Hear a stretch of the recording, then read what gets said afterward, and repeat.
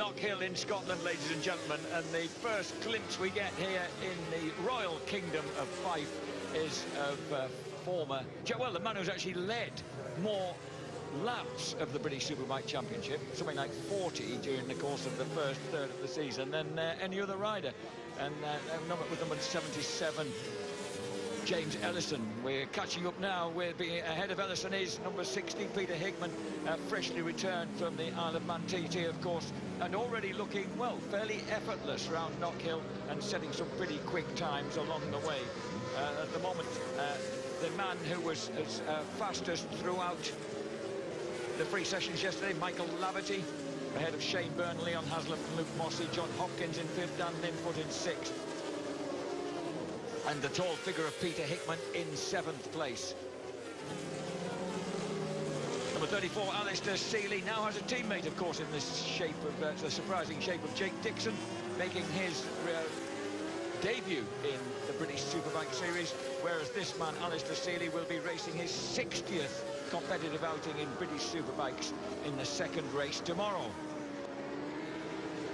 Other people who will be reaching landmarks will include Jakob Smerts, racing his 70th in race 2 tomorrow, and would you believe the 180th race tomorrow also for the fastest man so far, Michael Laverty. This is Seeley then, scorching around this incredible little lumpy 1.2666 recurring mile circuit, and as he goes round the right-hander now and clips left through Hizzies, named after the great late Steve Hislop, and then up towards Taylor's Hairpin, named after another great Scottish motorcycle racer, Jock Taylor, the former world sidecar champion. He goes round the steep, sharp uphill hairpin, and then with the front wheel of the BMW pouring the air, he comes up over the top and cracks the timing screen in 49.946. Fastest man so far is Hickman on is a 48.466. Notice I nearly put a minute in front of it. We're so used to longer tracks than this, James. Yeah, it's the second shortest track in terms of time, only second to Brands Ashenden. You're round really, really quick. You get nearly dizzy going around this place. And these guys are going a couple of seconds quicker than I ever went round here.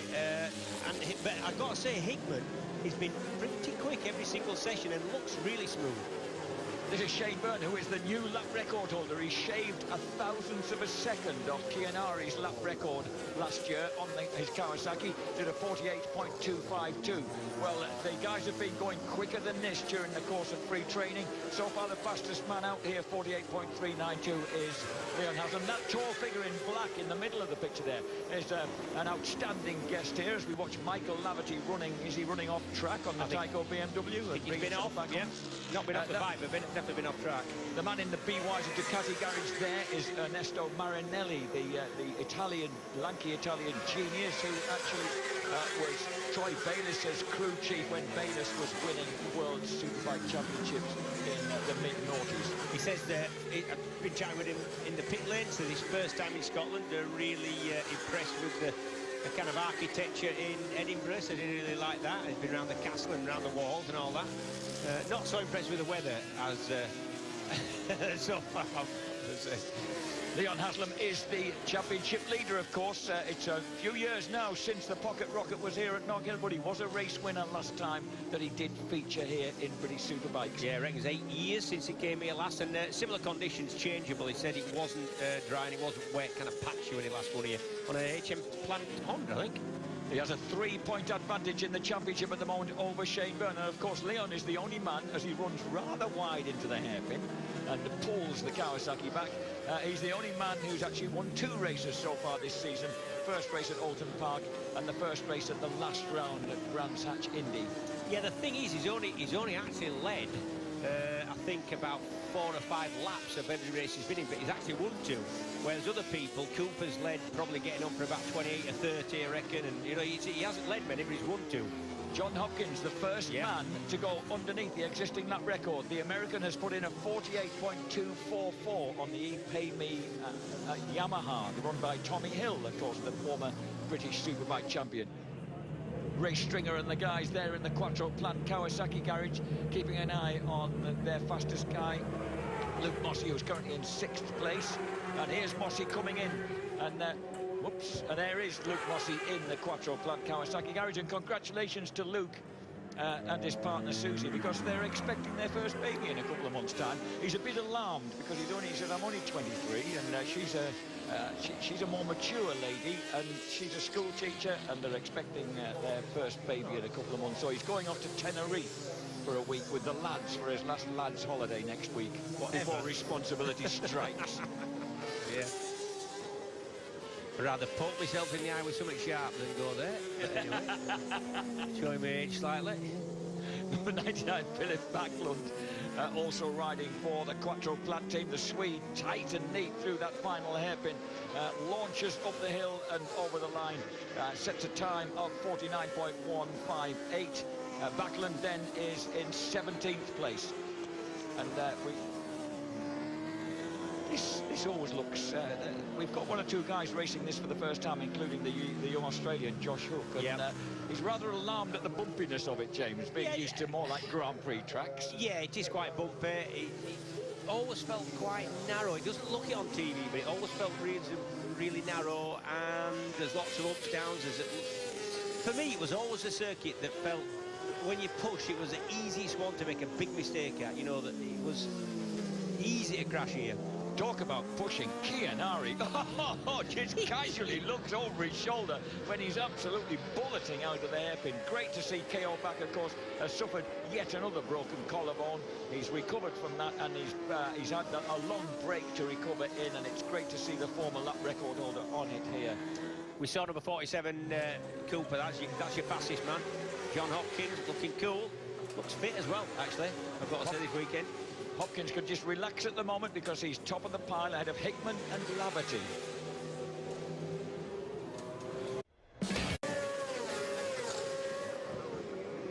Welcome back to KnockHill as we watch Billy McConnell, Skippy, the Australian from Adelaide, trying to make an impression on that vital top 18 to move into qualifying 2. At the moment, McConnell is in 20th place behind Philip Backlund and Howie Mainwaring Smart, just ahead of Alistair Seeley and Stuart Easton on the second Pay Me Yamaha down in 22nd place, the little Scotsman. Yeah, he's got a little bit of traffic. Definitely Haslam's in there on a kind of a touring lap. So McConnell, the third of these riders, looking to edge himself into the top 18 so he can move into qualifying 2.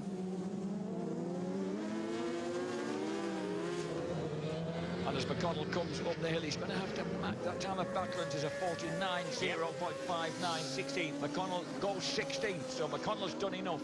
And this is our first glimpse of Josh Hook, the young Australian who originally from, and finally he's taught me how to pronounce it right. I've had it wrong for 15 years. It's called Taree, not Taree. Taree, where the great Troy Bayliss came from.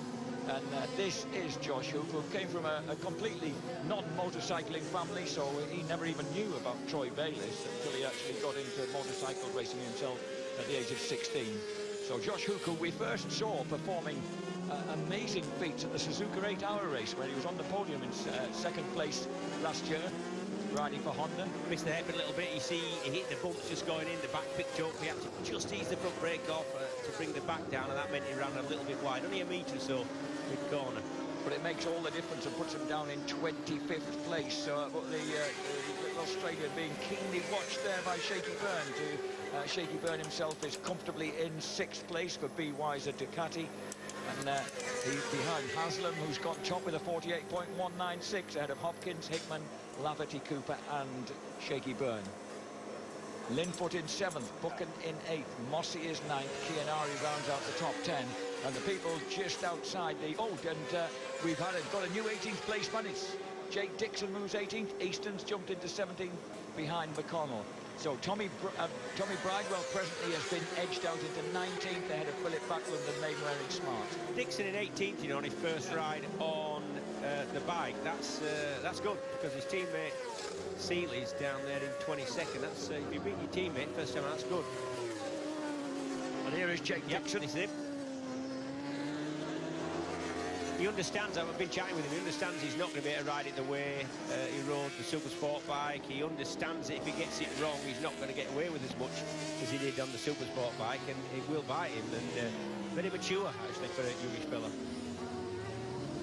Jake Dixon riding the bike that's mainly backed by Briggs rather than they were the RAF reserves, hence the different colouring of the fairing. This is James Ellison, originally from Kendal in Cumbria, now living near his brother Dean down Leicester way.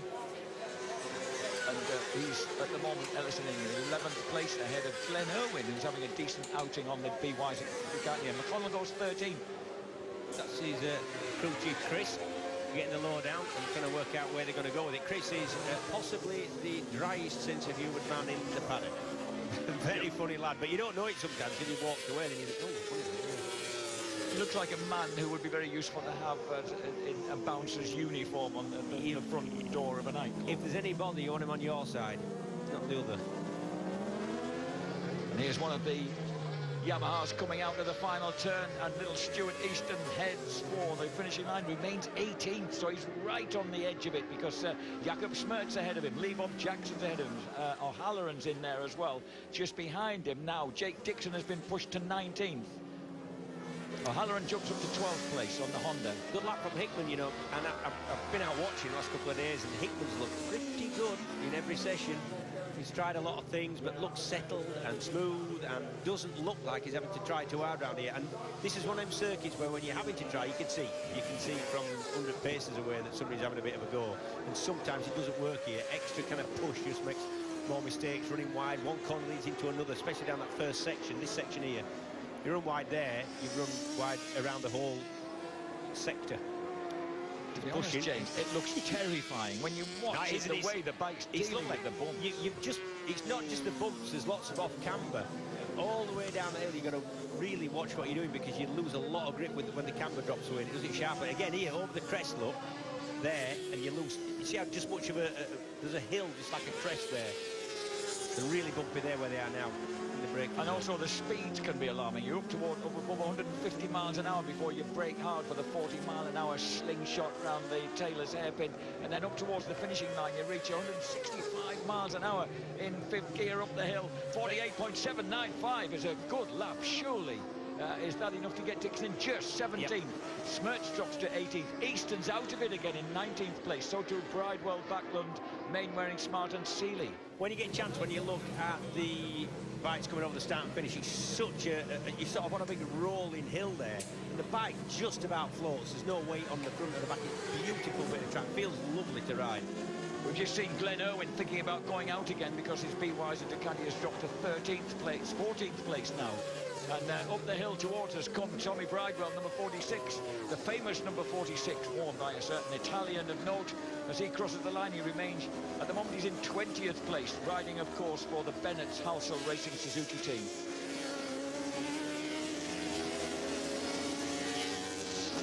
When the GSXR 1000 on there, so now he's got to go up over the blind brow here through that rather violent chicane, and then along the Brabham Straight, and then sling it into Clark's, the uphill crest of a right-hander, and then through Hizzy's and storming up towards the final hairpin. If you look at Tommy's number, it looks like a 45. He's always had a 46. It actually looks more like a 45 when you see it. Honestly, yes, you're right.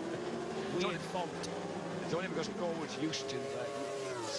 We know that he rides 46. Let's spur him across the line now. Bridewell currently in 20th place, crosses the line and goes to.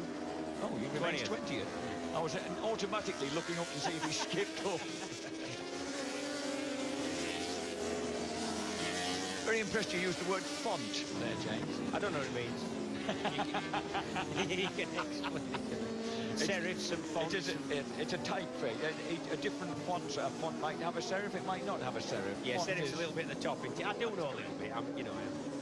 Back with the WD-40 Kawasaki of Josh Hook. He started the season off, of course, in the... Well, I've got to be kind here, but to be truthful, the graveyard of World Superbikes, Grolini Kawasaki, and he found himself in a team that seemed to know nothing about motorcycle racing and didn't really speak any English, and the whole thing went rapidly downhill. They're very good on the hospitality, though. I think that's where a lot of their finance gets buried. And as we all know, that's the main thing these days for some teams. Yeah. Josh Hook remains 25th with a 49.415. Jeff Cruster, the team manager of the WD-40 team, he had got Jack Kennedy out injured, and they were able to get in touch with Josh because, of course, he hangs out with the Andorra crew, with Leon Camier, Chaz Davis, those guys, so they were able to get hold of him via Leon Camier. This is Glenn Irwin out on the bellowing B-Wiser Ducati. Comes out of the final turn and storms the hill. And as he bellows across the top of the hill, 49.5, he's in 14th place. His best lap so far is a 48.667. So this could be a lap on which, oh no, the Ulsterman slowed up. I think that was his lap one. That was his push. That was his fast lap, the one before. Mossy just quietly, calmly hangs out. He's a lovely character, Luke Mossy. He says that he doesn't. They've got a good base setting, and he doesn't like to faff with the bike when he gets to a race. He just rides it pretty much as it is. Yeah, as the checker flag goes out, so he's so if you're not in now, you're not in. But Mossy's a lovely lad, but he tries to be that kind of Essex geezer, a bit sharp and a bit. But he isn't. He's actually a really nice boy. Now, the guys who got in are the guys who just made it in are Billy McConnell, Irwin in 15th, Billy McConnell 16th, Jake Dixon, well done in 17th, Jakob Smertz 18th, but Stuart Easton, I can't believe this, here at KnockHill has failed to get into the top 18, will not feature in qualifying 2, nor will Tommy Bridewell, Philip Backland, Howie Mainwaring Smart, Alistair Seeley, Arden Jessup, Hook, Rispoli, Zanotti, Winfield, Jenny Tinmouth, and Josh Wainwright, who's also making an appearance in this series, having moved in on the Lloyds and Jones PR BMW. So JG Speed for Kawasaki, of course, as you would expect, have all 3 of their riders in there, and the fastest of them, Haslam and John Hopkins, beneath the lap record. Glenn Irwin, who we enjoyed seeing at Donington Park when his kid brother Andrew was wild carding in the World Supersport race, and Glenn was there offering, you can imagine the chatterbox of advice that was going on. He was offering sarcastic comments to us is what he was offering, not advice.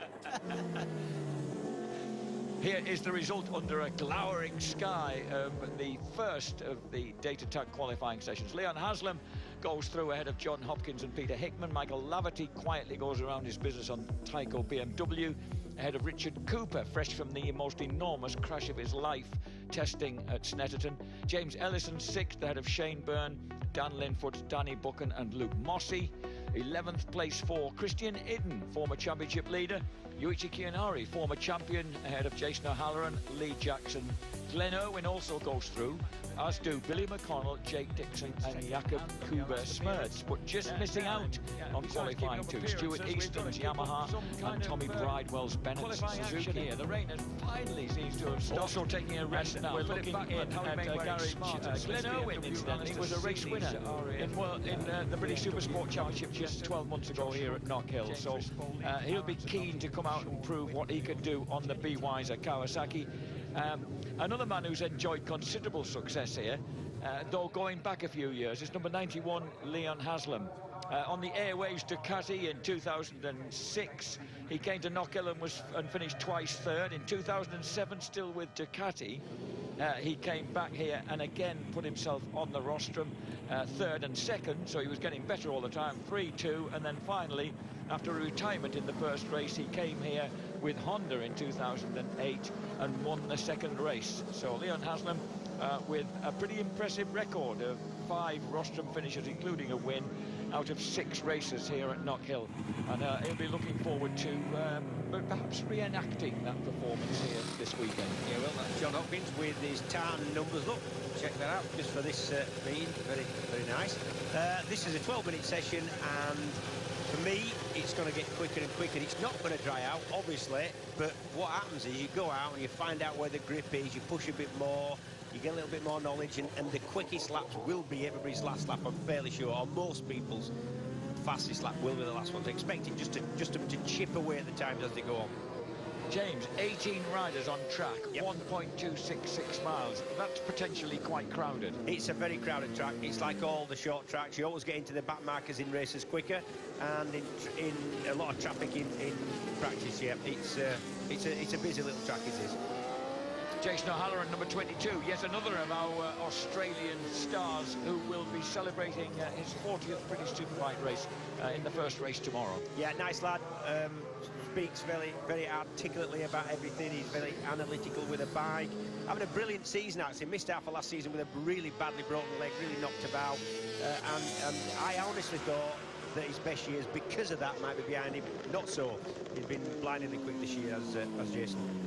He's had 2 fourth-place finishes so far, the second race at Silverstone, the first race at Alton Park. So still trying to sniff out that first podium, but because he's been so consistent, he's also had a couple of 6th places. O'Halloran is in that top 6 in the championship in a showdown position for the UK branch of Honda Racing. This is a former Honda Superbike racer. It's the BYD Ducati of Shane Byrne, number 67, his traditional number 67.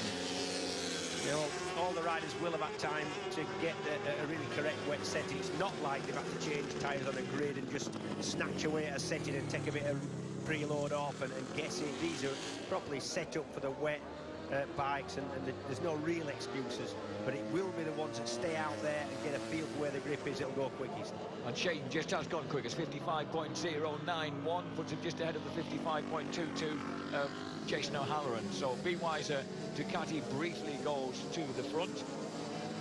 And this is number 47, Richard Cooper, who is beginning to put the pace down on the build-base BMW. Build-base Stuart Hickman's thrilled with Michael Dunlop's performances in the Isle of Man, with basically on these motorcycles, just with harder springs fitted front, fore and aft, James. Yeah, the Isle of Man's a real weird place to set up for. You've got a bit of everything, smooth corners, bumpy corners, real fast sections, slow sections, so it's a real compromise at the Isle of Man, but yeah, essentially the same bikes. As he crosses the line, then Cooper's in 6th place. This is number 7, Michael Laverty.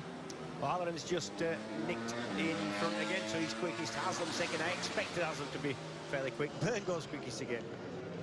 Shaky does a 53.215, so the lap times are just dropping all the time, as you predicted. Look at Haslam on it now. Yeah, that's what'll happen. He'll just nip away at the lap times. They'll know where they got the grip the last lap, and they'll just be able to use the track better with every lap.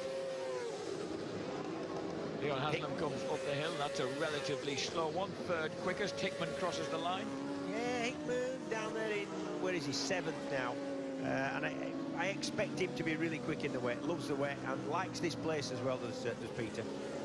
That man as well. That was Christian Iden. Loves the wet. Lots of bike control.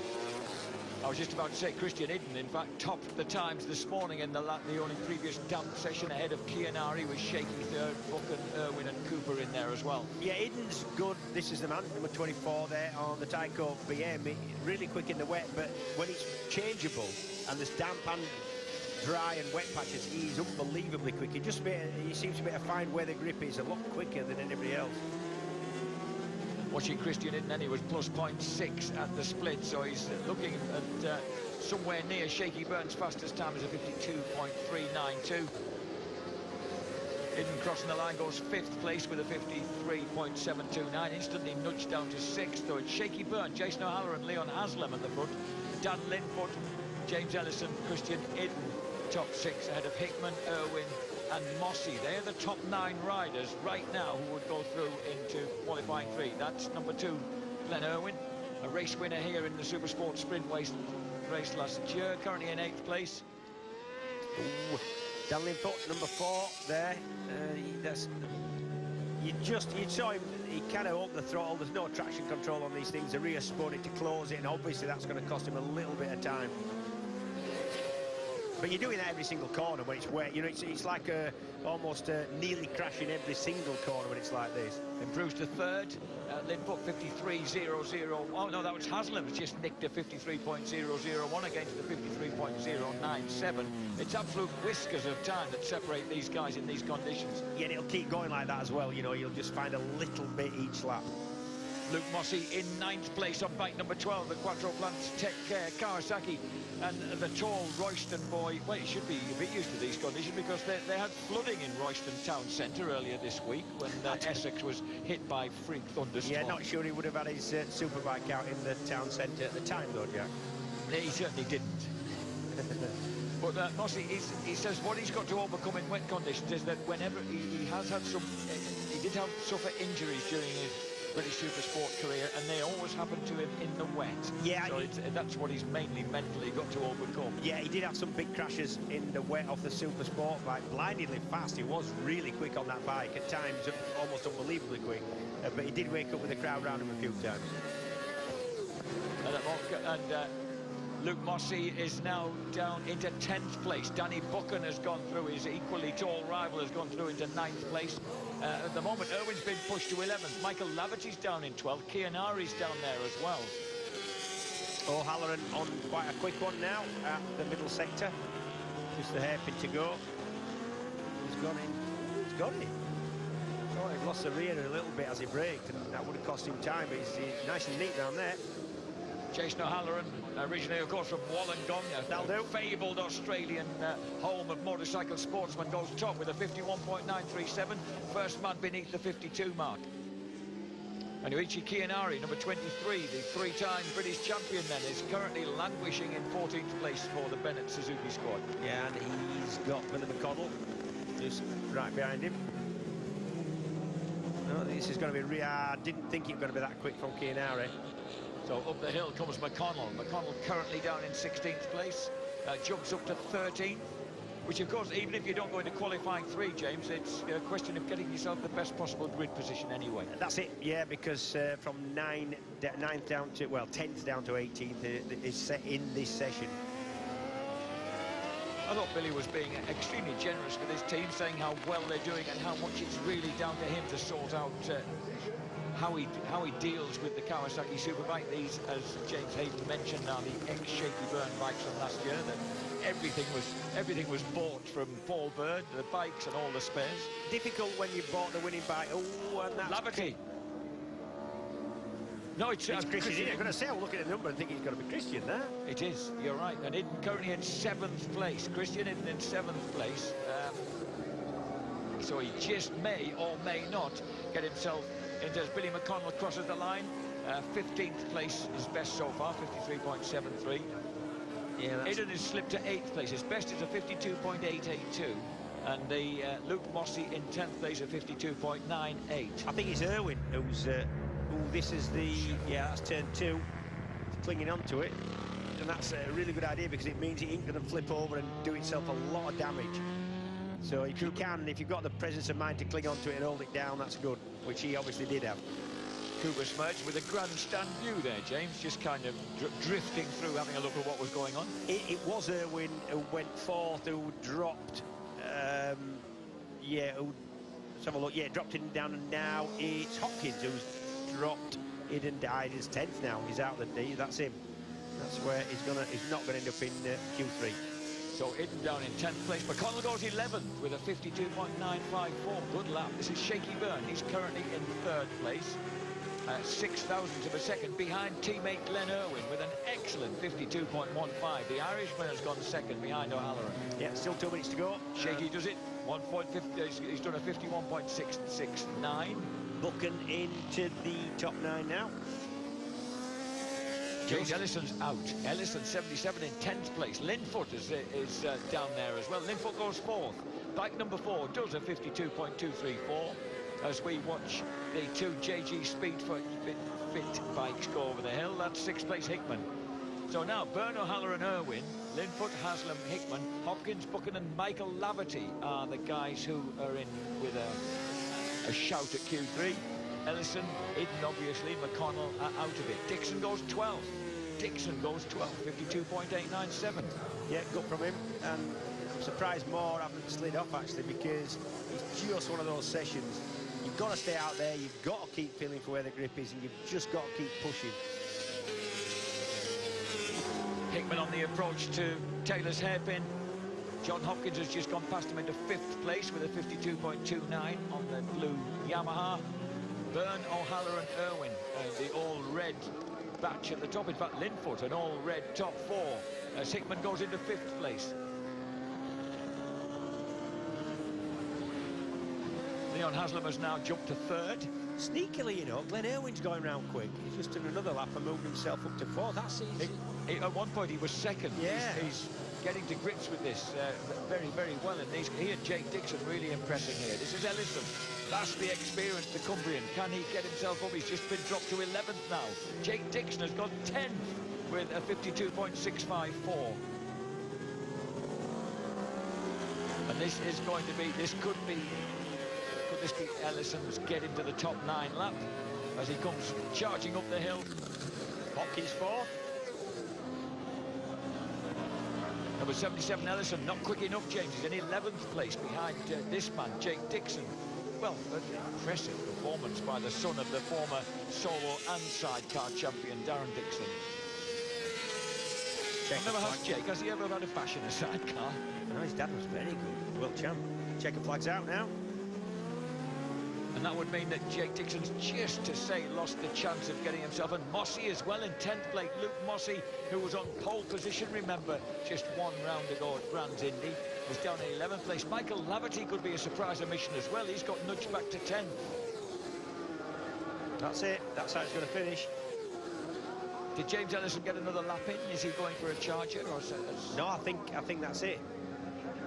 Ellison goes across the line now. He's not gone quick enough. He's done 10th place. Ellison nicks 10th place from Michael Laverty, but numbers 77 and 7, 2 of the pre-event favourites, haven't really done enough.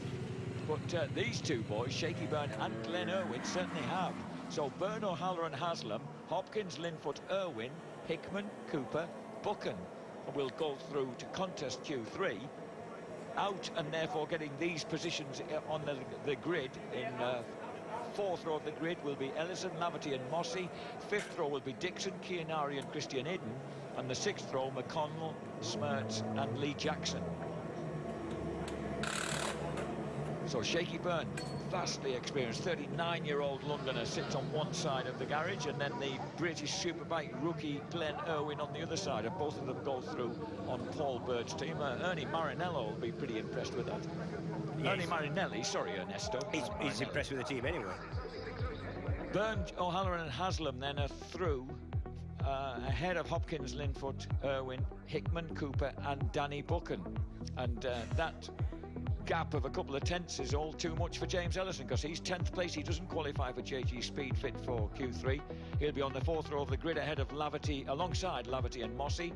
Jake Dixon, Yuichi Kianari and Christian Iden will be next up ahead of Billy McConnell, Jakob Smertz and Lee Jackson's build-based BMW.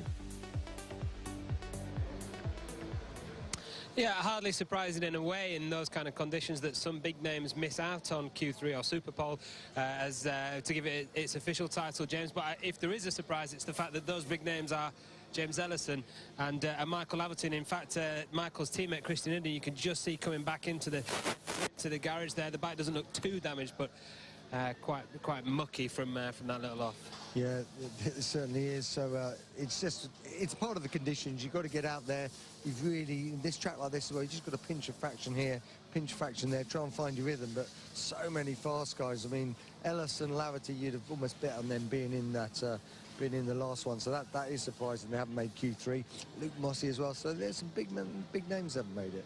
And a couple of, perhaps not surprised to see Glenn Irwin go through on the Ducati. I mean, obviously we know the talent that he's got.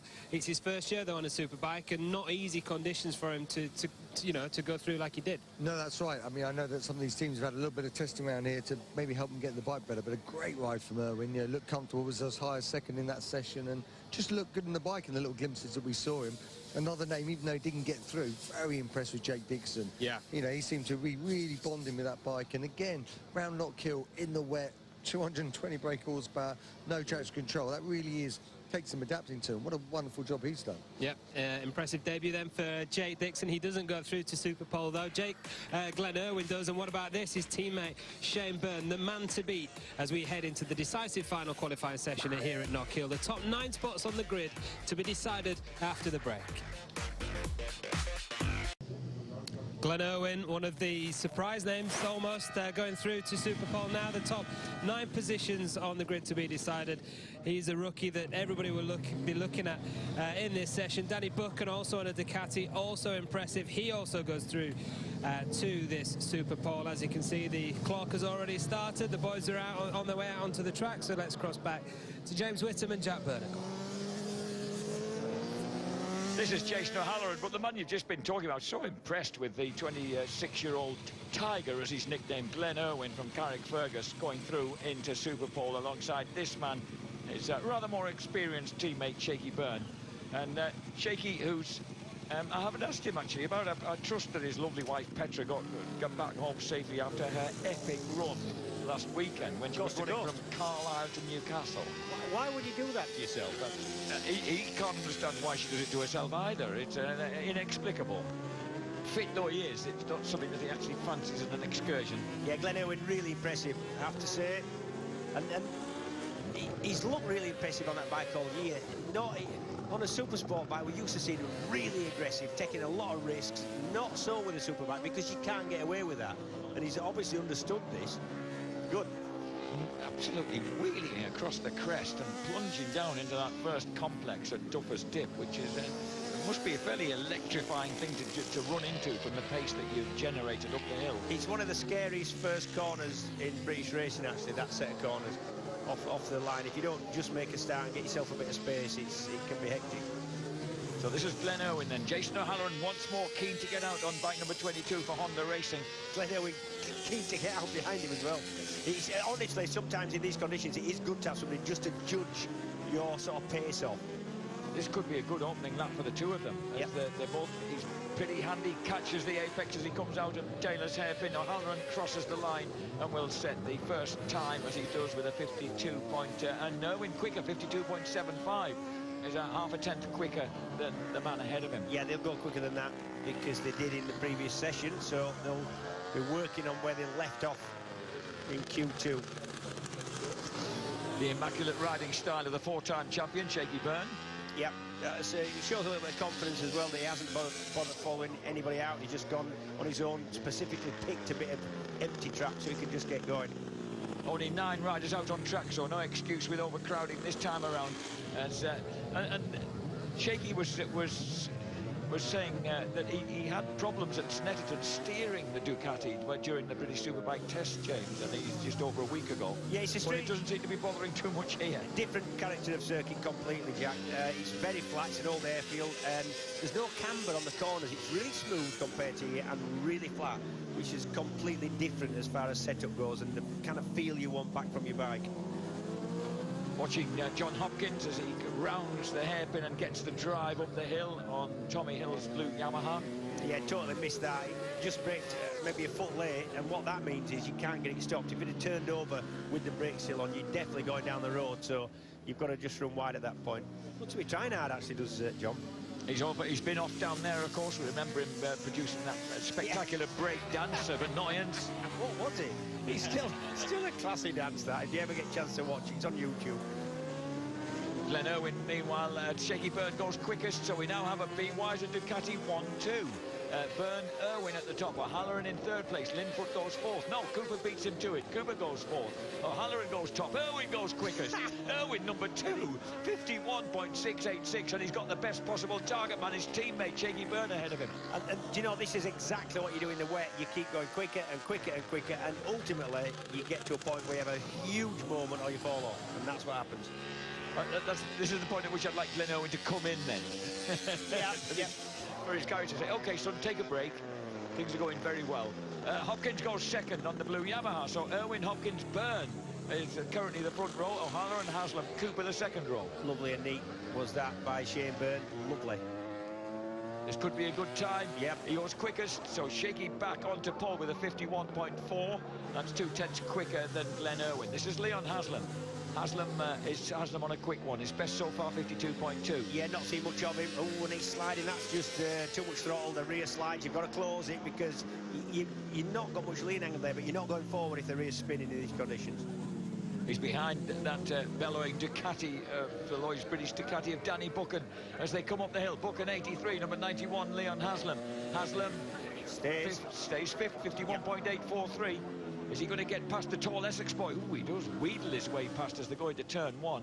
Perhaps puts himself slightly offline. This is suddenly changed into Peter Hickman and then into Glenn Irwin. So Irwin, number 2. Still chasing O'Halloran. Both going at a good pace there. O'Halloran 4th and Irwin 2nd. Dropping back into the hairpin. Really impressed with Irwin. This is the first time I've seen him looking like he's properly getting to grips with the Ducati. And it's in these conditions where you are punished severely for being, you know, making any false movements, touching a white line, being aggressive. It will catch you out, and it's not doing. Brilliant. O'Halloran moved into second place ahead of him with a 51.63. This is Hopper. He's just been nudged off the front row of the grid. He's missed that, and that's cost him probably a couple of tenths there just by running as wide as he is. That's an indication of just how hard he's trying. And that did cost him, so Hopkins stays in fourth place. And Irwin looks quickest again in sector 1. This is a fast time, potentially for Glenn Irwin, as we get a slightly ironic sunshine, obliquely beaming now through the window of our commentary hutch. Round the final turn he goes. Could he get even quicker? We've only got 1 minute and 40 seconds left of this session.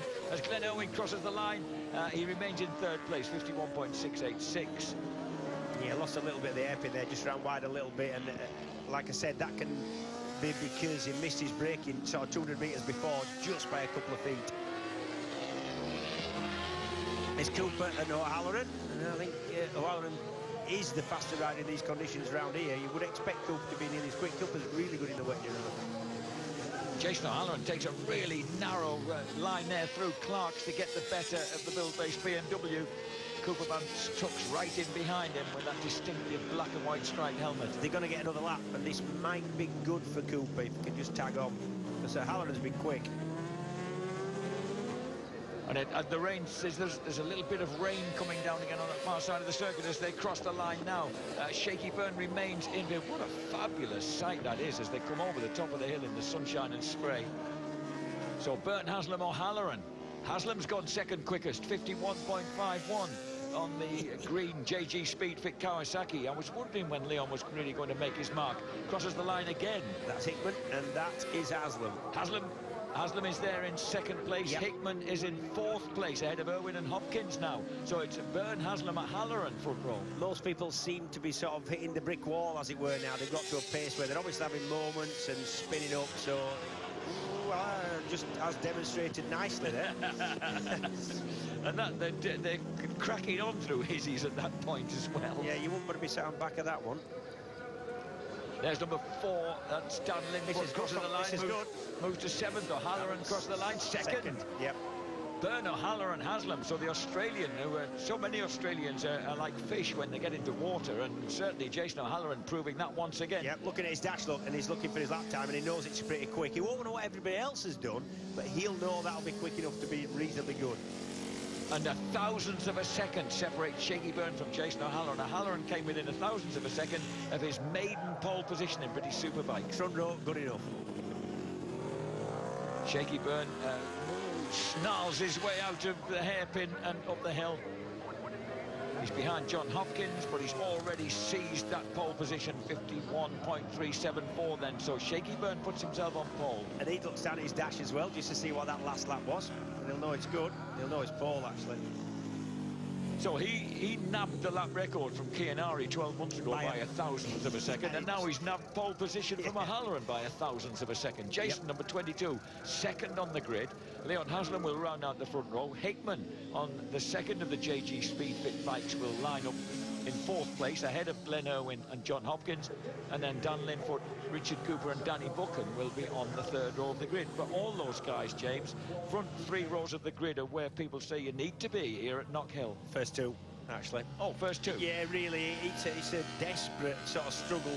Turn 1, 2, 3, all lead into each other, all one line, and yeah, you need to be first 2 rows here, really.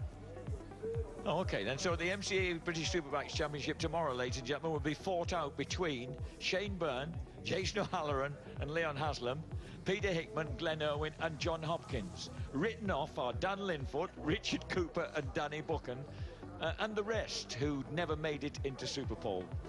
But it's going to be a cracking prospect with about 31 riders on the grid here at KnockHill.